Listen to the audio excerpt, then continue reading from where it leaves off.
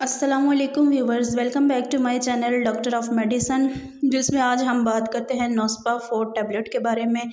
ये टैबलेट क्या होती है, इसका इस्तेमाल क्या होता है और किन कंडीशन में आप इसका यूज़ कर सकते हैं। वीडियो को आखिर तक लाजमन देखें और इस तरह की मालूमात हासिल करें। और उससे पहले जो न्यू हैं चैनल को सब्सक्राइब करें, वीडियो को लाइक करें, शेयर करें। Thank you so much. बात करते हैं नोस्पा 4 टैबलेट के बारे। नोस्पा की जो टैबलेट है ये 2 तरह की होती है। एक नोस्पा तकरीबन 40 mg में अवेलेबल होती है और एक नोस्पा 80 mg में होती है। 80 mg टैबलेट नोस्पा 4 कहलाती है। इसके अलावा नोस्पा की जो मेडिकेशन है वो इंजेक्शन की फॉर्म में भी आती है। तो इसके जो है वो इस तरह के 2 तरह के इसके जो है वो पैक आते हैं और ये सनोफी की प्रोडक्शन होती है और इसके अंदर डोटावेराइन HCl इसका एक्टिव इंग्रेडिएंट पाया जाता है। और ये मेडिकेशन एज अ एंटीस्पास्मोटिक एजेंट के तौर पे इस्तेमाल में लाई जाती है, जो कि ट्रीट करती है स्मूथ मसल स्पाम्स को। ये था इसका इंट्रोडक्शन। अब हम बात करते हैं इस टैबलेट की वर्किंग के बारे में और इस टैबलेट के यूजेस के बारे में। जैसा कि ये एक एंटीस्पास्मोटिक ड्रग है, ये बहुत ज़्यादा बेस्ट होती है। आपके जो पित्ते के मसाइल हैं या जो यूरिनरी ट्रैक्ट UTI के जो इन्फेक्शंस हैं, मसाने में जो पेन वगैरह होते हैं, गैस्ट्रोइंटेस्टाइनल ट्रैक्ट में ये बहुत ज़्यादा बेस्ट होती है। एब्डोमिनल पेन और इस तरह की सिचुएशन में ये किस तरह से इस्तेमाल में लाई जाती है बात करते हैं। अगर तो आपको जो है वो आपके पित्ते के अंदर बहुत ज़्यादा तकलीफ़ है या आपके पित्ते में जलन महसूस होती है या आपके पित्ते पे बोझ आपको लगता है या आपके पित्ते पे पथरी है, पित्ते के अंदर पथरी है, तो इन सिचुएशन में इस टैबलेट का इस्तेमाल करवाया जाता है। उसके अलावा अगर आपको पेट में दर्द रहता है, गैस्ट्रोइंटेस्टाइनल ट्रैक्ट में आपको जो है वो गैस की कंडीशंस रहती हैं या दर्द रहता है या इन्फेक्शन है, तो उन सूरत हाल में ये बेस्ट होती है।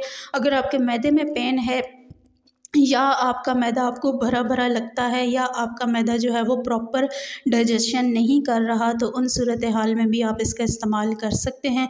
उसके अलावा अगर आपको मसाने में दर्द महसूस होता है या आपका मसाना जो है वो बहुत ज़्यादा वीक हो रहा है या आपको कुछ जो है वो ऐसी कंडीशंस भी होती हैं जिसमें आपको ऐसा लग रहा होता है कि यूरिन आपको आ रहा है लेकिन दरअसल यूरिन आपका पास नहीं हो रहा होता, तो इन कंडीशन में भी इस टैबलेट का इस्तेमाल करवाया जाता है।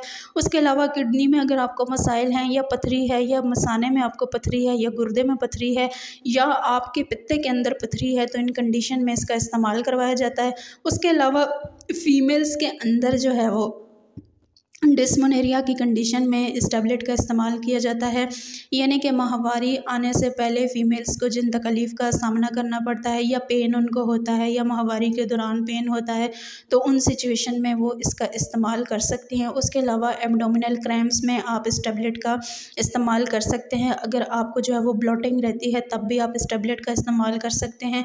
यानी ओवरऑल अगर इस टैबलेट की बात की जाए तो अगर आपका जो हाजमे का निज़ाम है वो बिल्कुल डिस्टर्ब है और आप शदीद किस्म की तकलीफ़ में मुब्तला हैं या आपके जो पित्ते का निज़ाम है वो बिल्कुल ख़राब है, तो इन कंडीशन में आप जो है वो इस टैबलेट का इस्तेमाल कर सकते हैं। इस टैबलेट को लेने का तरीक़ाकार ये है कि यह डिपेंड करता है आपकी बीमारी की नौयत पे। अगर तो बीमारी की नौयत जो है वो ज़्यादा है तो आप 2 दफ़ा भी इसका इस्तेमाल कर सकते हैं। अगर नौयत कम है तो आप 1 दफ़ा दिन में इसका इस्तेमाल कर सकते हैं। अब बात करते हैं साइड इफ़ेक्ट्स के बारे में कि अगर आप ये इस टैबलेट का इस्तेमाल करते हैं तो इसमें आपको क्या क्या साइड इफ़ेक्ट्स हो सकते हैं। इसमें आपको सर में दर्द हो सकता है, गनूदगी हो सकती है, इंसोम्निया हो सकता है, उल्टी मतली हो सकती है, कब्ज़ हो सकती है, पल्पिटेशंस हो सकती है, हाइपरटेंशन की कंडीशन इसमें आपको हो सकती है। अब बात करते हैं कौन सी कंडीशन में आपने नहीं इस्तेमाल करना। अगर आप प्रेगनेंट हैं, ब्रेस्ट फीड पे हैं या आप एलर्जिक हैं या आप किसी और मर्ज़ में मुब्तला हैं या आप जो है वो सेंसिटिव हैं बहुत ज़्यादा या आपका जिगर स्लो है या आपको किडनी के ऑलरेडी कोई मसाइल हैं, तो इन सिचुएशन में इस्तेमाल करने से पहले लाजमन अपने डॉक्टर से कंसल्ट कर लीजिएगा। उसके अलावा ये टैबलेट प्रेगनेंसी में इवन सेफ होती है, लेकिन उसके बावजूद आपने इसका इस्तेमाल करने से पहले लाजमन अपने फिजिशियन से कंसल्ट कर लेना है। और वीडियो पसंद आई हो तो हमारे चैनल को सब्सक्राइब करें। Thank you.